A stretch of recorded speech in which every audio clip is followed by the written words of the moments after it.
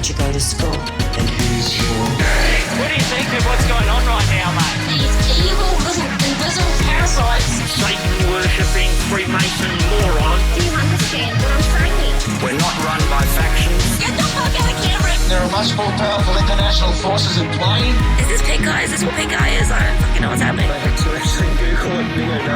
Please go outside and look at the moon quickly. It's been crazy, guys, but guess what? It's how it is, mate. Mate, because I want to do you slowly. But I ain't spending any time on it. Well, g'day and welcome to our premium episode. I don't know how many we've done now, Joel. It's 51, in the millions anyway, and may well be in the billions and trillions, because that's what we'll be talking about today on this premium episode. Millions and trillions of dollars being wasted on lefty woke madness. Well, that's upsetting. Maybe I should go and shoot some stock certificates with an AK-47 rifle. That you bought for your own protection. Yes. And firstly, we just wanted to say before we start on millions, billions, and trillions, we just wanted to say a very big thank you to all of our premium or patrons, our premium listeners. We love you all, of course. We see you, many of you come into our Zoom shows, and we always have good chats. But yeah, we are talking about the world of ESG. Yes. What is ESG, Joel? Let's kick off with the definition, because yes, we can use acronyms until the fucking cows come home and our listeners are like, what the fuck are you on about? Yeah. It is environmental, social, and governance. And it's like a score. So it's like this sort of like, investing metric, which is used to screen said investments. And it bases this score on corporate policies and generally encourages companies to act responsibly, because companies will seek out companies with high ESG or like funds that invest in stocks. You can say, we invest in high ESG stocks, and go, they employ chicks. Actually, awesome. Every major corporate finance business, banks, etc., will have an ESG department now. Yeah, and there'll be like a sort of, like a general sort of metric. And to be honest, that to me is a good idea. It sounds like a good idea because companies behaving ethically is a good fucking thing. It's not a good idea, Joel. It's not. It's lefty woke nonsense that is destroying the economy and driving global inflation. That we won't attribute to the Russian invasion of Ukraine and food and energy crisis. But green left woko fucksuits in finance who are making it their business to squeeze every dollar out of Americans and Australians by driving energy prices up, investing in renewable schemes that don't work. Yeah, you see, I've been really worried recently about all these windmills and fucking solar panels ending up in landfill. I mean, I've never given a fuck about landfill before, but now I do. I blame the Dutch over those windmills. They started it all. So that's the view. Those motherfucking Dutch. But that's and it's based on so much nonsense that somehow capitalists have forgotten how to make money. Yes, they're well across the brief. And the issue here is that, while I do generally believe that capitalists will sell you the rope to hang themselves, there is an economy. It does do stuff. We do need people to be doing things. We need economy. Because, that's how food arrives in the supermarket and whatnot. And let's face it, if the economy crashes, which been doing a lot of Nasara research, and people really want that, but they think it's going to be a good outcome, it's not. We starve. We eat crickets. Yep. So realistically, things are functioning for a reason. North Korea in a handbasket. Mm-hmm. Yeah, so that's just the view of the hard right now. And it's really interesting to have a look at what's going on behind the scenes. Right-wing conspiracists and assorted troublemakers would have you believe the US economy is an absolute shitstorm, and that big major investors, we're going to look at one of them, the biggest of them all very soon, are basically through green policies, through green investments, have driven the price of fossil fuels up and are basically just ripping off the money out of the wallets of Americans and Australians. Yeah. They also I noticed this other thing, and we'll just deal with this as a brief aside, that and we actually did this on the Two Jacks about 6 months ago. where we started talking about the trade in yuan, the Chinese currency, and how it was growing. Right? But that's that's kind of true, but it's not significant at all because the greenback is still the powerhouse of the global economy. Fuck yeah.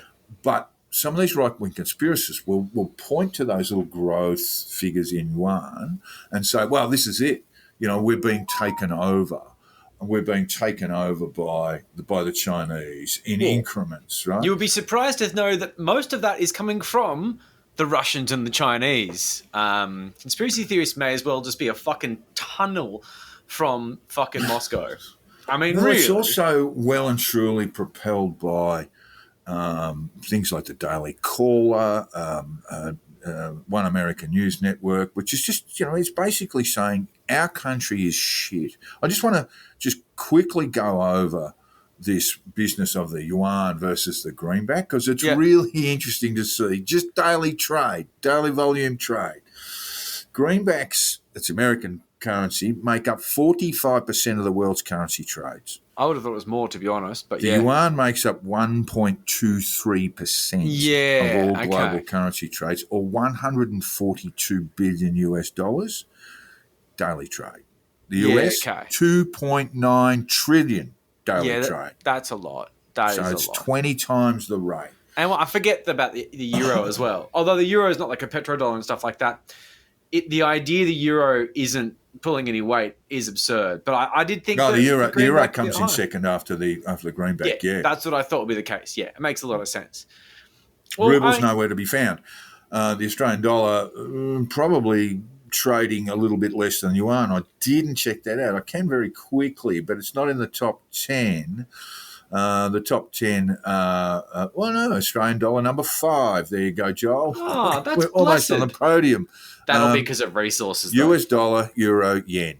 That's the top 3. Pound sterling 4, Australian dollar 5. And the yuan, officially called the renminbi, is at number 8. Growing, but not by enough. And really, I mean, there are people around, certainly on the right, who will say that the Chinese economy is bigger than the US economy now. It's not. Not by miles. Not even close. No, it's not even close. And it might seem a little bit close, but that's on Chinese GDP figures and other things, which are not entirely reliable. Don't want to get into it too much, but it's not close. When it does get close, it'll be a really big fucking deal, and the Americans will behave very badly as a result. I'm absolutely sure. Look, it may happen. It may well happen in this century, but and maybe even sooner, midway through the century. But it's and look, there's so much that can go wrong. But the American economy is absolutely huge. It's fucking huge. It's not great. It's fragile and terrible, and it's made of a bunch of shit. But you wouldn't believe. There's a lot in it. China's economy is kind of in the shithouse as well. I mean, we don't hear of all the tragedies that happen in China. We don't hear enough about it because they continue. But when you've got entire cities that are vacant, you've got a problem. There's a lot going on we don't talk about. You've got a fairly serious real estate bubble waiting to burst. Yes, which a lot of their largest companies are based on. So the company that we're having a look at is the monster of them all, the biggest investment company in the world, BlackRock. Yeah. They're bandied around a lot in the conspiracy movement due to the fact that they are big on the ESG thing. They go to Davos, attend the World Economic Forum. They sit on a shitload of money, but they are buddies with Klaus. They're up there with the elites, and they're a fantastic target for any of this sort of like fucking woke fucking lefties go woke go broke shit, because they do, like, they're playing the game of ESG stuff. You know, it's a bit of a game. It's a big ESG game. It is as you would expect it to be. A company the size of BlackRock, right? And they've got over $10 trillion under management. So that's how big they are. We'll talk about how big they are in the scheme of things in a minute. $10 trillion under management. And they sell their green credentials a lot. It's a marketing point, though. It fucking it works. Is a point I of invest marketing. In ethical in stuff. I've got a couple of the share things just to, make sure I don't die in a toilet. And I mean, they're good. They perform well, I suppose. You're going to die in a toilet anyway. Well, I'm going to sell the shares beforehand. I'm going to die in a nice toilet. I have it no might be super your as well. toilet, That's but fucked. it will be a toilet. Yeah. Yeah, no. Look, I'm headed that way too. I'm going Elvis. It's every now and then when I'm backing one out, I think, yeah, I could go right now. I'll be Elvis. Yeah, that's it. Yeah. I could do it. Yeah. Anyway, BlackRock CEO Larry Fink is the bête noir of the conspiracy right. Guess why, Joel? Oh, let me think. Because George Soros ringing any bells with you? I was just trying to think of the most ridiculous way of putting it that isn't really anti-Semitic and awful. No, we're not being anti-Semitic, but they attack him personally. He's a billionaire, by the way. Yeah. And he's actually expressed a bit of astonishment at this. The sort of criticisms that have come his way are so personal. He said, because he's a hard-nosed businessman. Yeah, he's not used to the Soros treatment. Isn't it supposed to be about the business and what we're doing?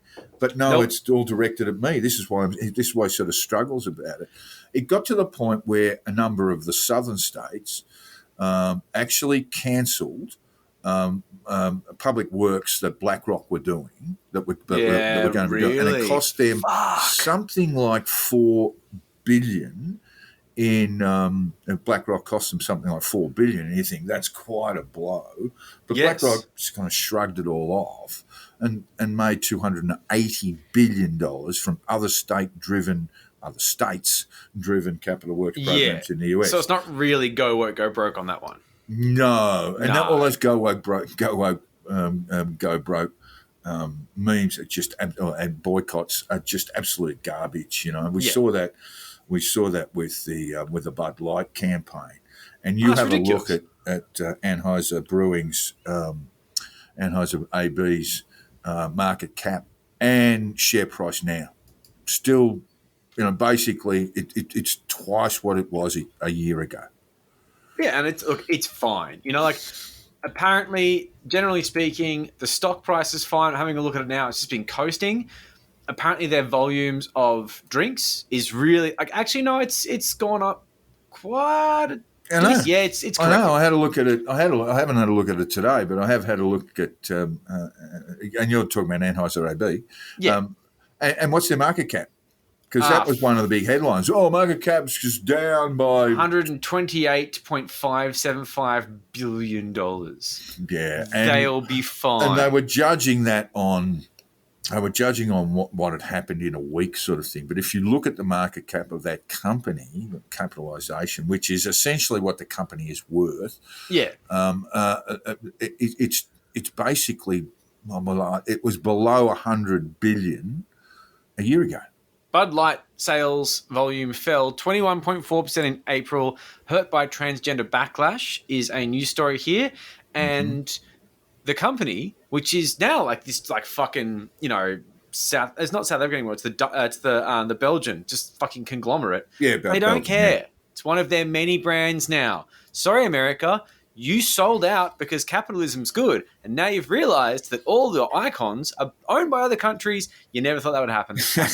and they're just going to rebrand a whole bunch of stuff, right? It doesn't matter. Bud Light now with penis. And there's Bush Light, which is the same fucking drink. It's just remarketed. And apparently some fucking dickhead was like, oh, no, I'm not going to have that. I'll have a Bush Light. And it's just like, that's the same beer. Yeah. It's moron. It's actually, there was some really funny stuff. I think Kid Rock got on too. Yeah, the Kid Rock thing, yeah. That wasn't Bush Light, but that wasn't Bush Light. That was Bud Light. That was Bud Light. He shot the Bud Light. No, he shot up the Bud Light, but then he started drinking another beer, but that also had links to trans. He was into Coors, I think. It might have been, yeah. Coors is gay as fuck. They do all sorts of really good shit, and they did it way before it was cool. I got full respect for those guys. They're one of the Rockies. They're good people. This is where we're going with these boycotts. I mean, we'll get back to BlackRock now, Joel. As I say, $10 trillion under management. A lot of money. Yeah. And when it comes down to it, it's so bloody big that according to a paper published in the Boston University Law Review, that it and just two other companies could control more than a third of shareholder votes in the S&P 500 within 5 years. which just means your dick is huge. It's a big swinging penis. You can really make decisions. So, and this is the thing, because that sort of size means that if they decide that ESG is going to be a thing, well, ESG is going to be a thing because they're the ones who decide what happens in shareholder meetings. Look, So, the truth about ESG is that it does really have a lot of that feel-good stuff about it, and marketing, as you say, Charles. It's just kind of an imperfect vehicle. I still like it, but misunderstood and easy to attack. Well, yeah. The term was conceived 2 decades ago at the United Nations. Boo. yeah. The United Nations. We'll get on to their pedo groomers in the World Health Organization, according to Teeny Weeny, Malcolm Roberts. Yeah, we will get to that shortly. But United Nations, and that was because the United Nations started thinking, well, nations aren't moving quickly enough on climate change. Yeah. So here's something that we need to. Everything's a market mechanism these days. Start talking to big corporations, big funds investors, all about. But it is a bit amorphous. It is a typical shit on the United Nations sort of thing. A bit amorphous, a bit of this, bit of that. Let's have more women in the boardroom. Not saying that's a bad thing, but it's a lot different to greening up your balance sheet. Yeah. So ESG became a sort of proud thing of Larry Fink and BlackRock. But it's not always that easy, Joe. No. So, there's a quote from this guy, Doug Chia, who is a fellow at the Center for Corporate Law and Governance at Rutgers Law School in New Jersey. That was a long fucking qualification, my friend, which is basically saying this. So I don't want to steal this as my idea because it's not. The problem is it is a mashup of so many issues because not all of them apply to every company. But it became a perfect pretext for politicians who want to talk about the culture war and work agendas. Sums it up fucking perfectly because that's the exact thing. Doug. Well said, Doug. I mean, it really is. The issue that I hate about it is that you really don't know what it means. Do you have 4 women in a boardroom and now I'm meant to invest in your company because I feel like I'm making the world a better place? Or are you actually doing something that's making a difference to the world on a global scale? I don't fucking know. But just as a side note, when it comes to all this sort of woke agenda stuff, I have to say that seeing these products that right-wing conservatives proudly now sell, claiming not to be woke, I mean, does that actually mean no chicks in the boardroom? Will they have a picture being see a black guy? Fucking we'll fire him. Are they proudly saying, oh yeah, we got lots of pigs. We breed pigs and we put their shit in rivers. I know they hate globalization, but globalization is basically swearing at the tides for coming in. There's trade's a thing. The time to stop globalization was a long time ago, if indeed it was a bad thing. Globalization has actually put food on a lot of tables. It sucks for a lot of people for a lot of reasons, but there's reasons and that it I can comes say with its own set of problems, of course, but. Definitely. But what these clowns are actually suggesting is actually antithetical to a sound, solid, profitable working economy in a nation like the United States or indeed in Australia. It's a complete antithesis of it. It's bizarre. And it just baffles me when someone says we've got the anti-woke beer. It's what do you donate some profit to the NRA? What is your thing? What makes you so anti-woke? And at what point do you start thinking, hold on a second, I can really break some laws here. Maybe I can just rip off my investors because I'm anti-woke. I don't actually have any social responsibility at all. Fucking gibberish. So I guess I'm a cunt. We'll get to the question of where this is all sort of starting, where this all sort of emanates, this sort of criticism that drives these kind of boycotts that are driven in turn by social media. But anyway, Tariq Fancy, who was BlackRock's former chief investment officer for sustainable investing, he said the irony is that ESG had been largely hollowed out before the right latched onto it, with firms slapping the label onto run-of-the-mill funds to mislead progressive investors. So he says it's all a big joke, right? Yeah. He compared ESG to the lifeless body in the movie Weekend at Bernie's, with conservative activists propping it up to give the appearance that it was a living menace. Yeah, okay. Where's all this stuff come from, Joel? Well, this is really interesting. So there's a group called Consumers Research. So ambiguous and non-threatening. Consumers, yeah, that's us. I love consumers, you know. They're That's researching cool. for us. What could possibly go wrong? They have spent more than $4 million attacking BlackRock, which is an interesting target considering they're probably a little bit bigger than you. Its ominous ads accuse Fink of using his clout to lock Americans into a hellscape of high energy costs while he endangers the nation with his own lucrative business deals in China. Like he's got like a side play going on or something. No! Yeah. It's so fucking dumb. So this is a familiar playbook. You might recognize it from the very similar playbook they have against progressive billionaires like George Soros and Mike Bloomberg. Yep.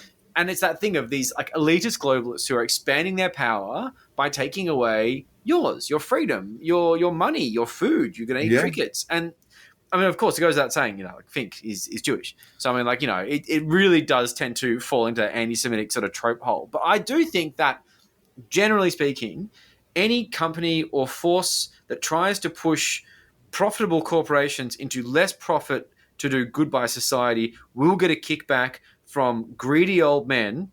Daniel Morrison tells us all about this, and will get fucking shot for it. So Yeah. who is behind this? Because this is one of the things I think we should flesh out hard in future episodes. Who is generally speaking who behind funds, Consumers who Research? came up with the 4 million? And if you're about to go back just a step, if you're a good at PR, good at connecting with media, $4 million is actually quite a lot of money. Yeah, no, fuck yeah. Oh, you can do a lot with it. Because you know a lot of media is going to play into it. If you send out now, we've got an interview here. You can just send out a press release to most outlets. Accusing I'll Larry just Fink of print it. eating babies at Davos. Yeah, exactly. I'm paraphrasing. They obviously don't say that. But Consumer Research, drumroll, is entirely funded by the fossil fuel lobby. Oh, surprise, Wouldn't surprise. you just know it. Heartland Institute, people like that. Yeah, all that sort of carry on, and All that sort of oil money. You know, they're effective PR sellers, they're effective marketers, so they can get this sort of stuff because, you know, surprise, surprise, billionaires aren't loved. Yes, yes. By And often just for good about reason. anybody. And if you want to get into the market right, then you start pointing your finger at one Jewish billionaires and A Jewish woke billionaire, and then you Jewish go from there. billionaires who are going woke. You know you're going to get an audience. Making your children trans. Well, don't worry. They don't really give a shit about your children because they're not green after all. We left this for a bit of a spoiler at the end. This is all a smokescreen. Yep. BlackRock, admittedly, it's a big fund. Of course, you're not going to be perfect huge on all fund. fronts, but it is shrieking this $10 ESG shit from the fucking mountaintops. And it may not be surprising to you that it actually funds more coal mines, more oil fields, more gas fracking sites than any one single company on Earth. Yep. So I don't know if they're really woke, which is somewhat disappointing, but not surprising because capitalism is capitalism. But that's the thing. I mean, like BlackRock is accused by critics on the right of this sort of fervor for green energy that pushed corporations into these costly initiatives, risky ones sometimes, and this obsession with ESG that has played into its clients. This is the tricky one, losing $1.7 trillion when the market slid in early 2022. They did lose $1.7 trillion, which you would have to say is fairly careless. Would you look behind the couch The cushions? couch for 'Cause that, there yeah. might be- How big is your be couch? some there. $1.7 trillion. That's a Yeah. lot of dough. It's a But lot then of a money. lot of companies got belted. It wasn't Exactly. You cannot say in early 2022 the markets got belted really hard then, and you cannot say that this is as a result of bad in a green company woke that choices. big, it's hard to say what is what. All you can say is that they did have a bad time, and that's a similar thing to this Bud Light thing.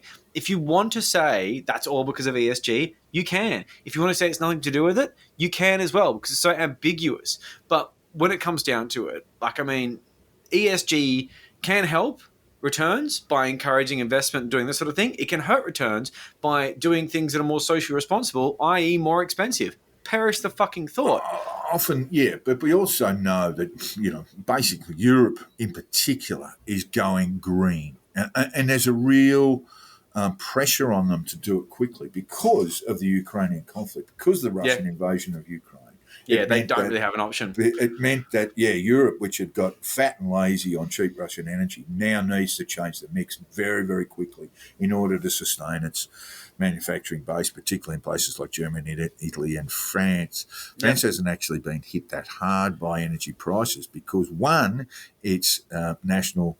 It has nationalised its its electricity delivery companies. Exported to the world. And two, while they've had some problems, normally around heated river systems, they have, I think, 70% of their electricity is generated by nuclear power. Yeah. If you want to go build nuclear power, you've got to talk to the French or the South Koreans. They're the only ones really we're talking to at the moment on that. But that's it. It hasn't hit them that hard because of the nuclear stuff. However, they did have to shut down some of their plants or indeed reduce their output because the river systems during that heat wave in the northern hemisphere, northwestern hemisphere pretty much this time last year, then they had to shut them down. There are, once the river systems get up to around 28 degrees, that's water temperature, which is quite high. That's very warm. Then it just won't cool. That water can be cooled. It's not touching anything that's radioactive. Water can be cooled and then put straight back into the river system. But it used to cool. If it's a too high a temperature, then it won't cool, and then you've got a problem. So that was a bit of a problem for the for the French nuclear energy system. They're building one in the UK just to explain. Anyone who thinks about large capacity generators, nuclear generators, are a good thing. You just have to look at the situation in the UK where there is one being built in Somerset. It's an adjunct to another electricity generator, non-nuclear. It was announced in, I'm going to say, 2004. It is not yet complete. Aww. And it's cost £60 billion. Oh, dear. So that seems like a lot. And it will contribute to, once it's online, maybe next year, probably not, but and maybe the one after that. Fuel rods haven't been delivered. Nothing's ready yet. But once it is up and running, it will provide 13% of UK's electricity, and that's just not enough for a $60 billion investment. That's a lot of money. That took more than 20 years to build. 20 fucking years. That's why nuclear doesn't work, folks. It's not that it's dangerous necessarily, and some of these small modular reactors may be an answer in the energy mix, but it's not just that, it's nothing to do with emissions, although it's not zero emitting, but it is a very low emission. Lesser, yeah. But the issue is that it is one, expensive, and two, in an Australian river or water system, totally unreliable. Mm-hmm. Yeah. Alrighty. I just want to end that Westpac would have a very significant ESG division.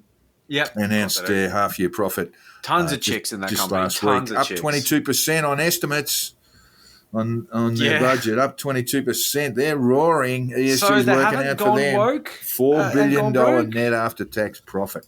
There you go. Yeah, see. Driven mainly by interest rates.